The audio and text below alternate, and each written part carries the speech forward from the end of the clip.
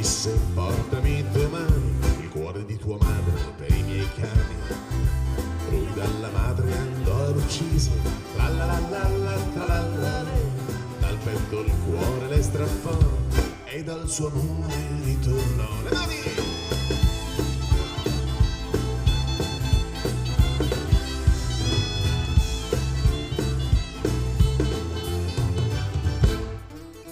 Non era il cuore, non era il cuore, tra la la la tra la la la, non le bastava quell'orrore, voleva un'altra prova del suo cieco amore.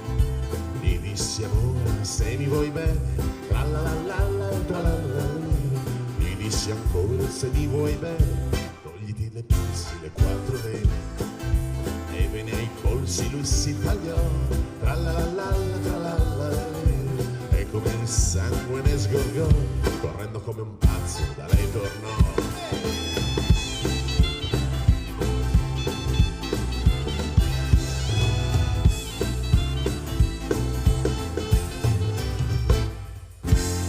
Disse lei ridendo forte, tra la la la tra la la, gli disse lei ridendo forte, l'ultima tua prova sarà la morte.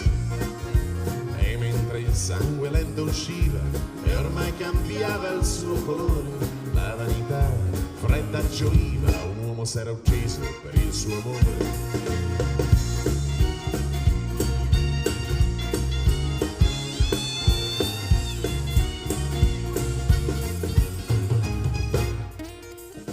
Soffiava forte il vento, tra la la la la tra la la, ma lei fu presa da sgomento quando lo vide morir